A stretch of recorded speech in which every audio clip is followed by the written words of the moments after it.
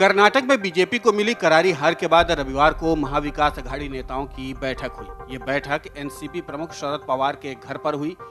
इस बैठक में निर्णय लिया गया कि महाविकास अघाड़ी विधानसभा, लोकल बॉडी और लोकसभा का चुनाव मिलकर लड़ेगी। शिवसेना यूबीटी के नेता संजय राउत ने कहा कि हमारे तीनों दलों में कोई मतभेद नहीं है, हम साथ साथ हैं। सीट शेयरिंग को लेकर के कोई कंफ्यूजन नहीं है, समय पर सीट शेयरिंग हो जाएगा।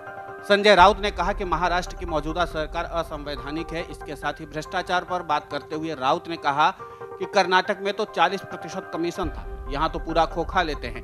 उन्होंने कहा कि कर्नाटक चुनाव के बाद एमबीए कार्यकर्ता बेहद उत्साहित हैं।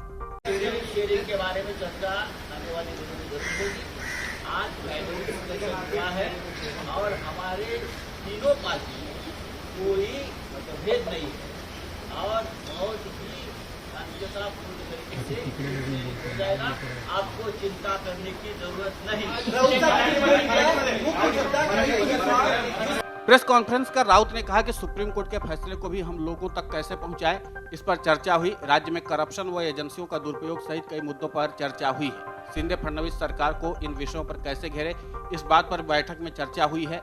इसके साथ ही इस बैठक में कहा गया कि महाविकास अघाड़ी की जो सभा अभी नहीं हो रही है वो गर्मी के चलते रुकी हुई है। जल्द ही एमबीए की जनसभाएं शुरू होंगी। एमबीए की बेहतर कोऑर्डिनेशन कर आम जनता के लिए काम कैसे करें, इस पर विचार किया जाएगा। इसके लिए भी बैठक में चर्चा की गई है। कर्नाटक में बीजेपी को मिली करारी हार के बाद विपक्षी दलों के हौसले बुलंद हो गए हैं। अगले साल 2024 में लोकसभा के आम चुनाव हैं। महाराष्ट्र में महाविकास अघाड़ी 2024 के आम चुनाव का खाका तैयार करने में जुट गई है, इसलिए ये बैठक काफी अहम मानी जा रही है। इस बैठक में शरद पवार, उद्धव ठाकरे और नाना पटोले मुख्य रूप से मौजूद रहे। रविवार को मुंबई में हुई महाविकास अघाड़ी की इस बैठक में बेहद अहम इसलिए भी रही क्योंकि इसमें कई पहलुओं पर चर्चा हुई। इसके अलावा ये बैठक इसलिए भी महत्वपूर्ण थी क्योंकि अजित पवार की बगावती खबरों और एनसीपी चीफ शरद पवार के अध्यक्ष पद से इस्तीफे के ऐलान के बाद एमबीए की शिंदे फडणवीस सरकार के खिलाफ की जा रही वज्रमुष्ट सभाएं रद्द कर दी गई थी। ऐसे में सरकार के खिलाफ दोबारा रणनीति कैसे बनाई जाए, माना जा रहा है इस मुद्दे पर चर्चा हुई होगी।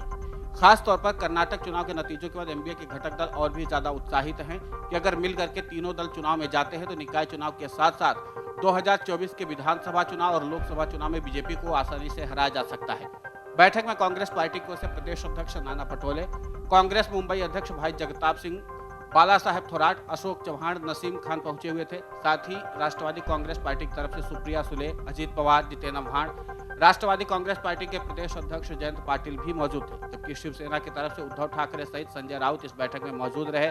कुल मिलाकर के महाराष्ट्र में एक बार फिर से महाविकास अघाड़ी के अंदर जान आ गई है और यही कारण है कि महाविकास अघाड़ी के नेताओं की ताबड़तोड़ बैठक जारी है। और कुल मिलाकर के ये भी साफ हो चुका है कि महाविकास अघाड़ी इस बात का संदेश देना चाहती है कि इस बार महाराष्ट्र में करप्शन के कारण सरकार का पतन भी हो सकता है और इसीलिए सारे प्रयास इसी दिशा में दिखाई दे रहे हैं कि करप्शन के मुद्दे को प्रमुखता से उठाया जाना चाहिए।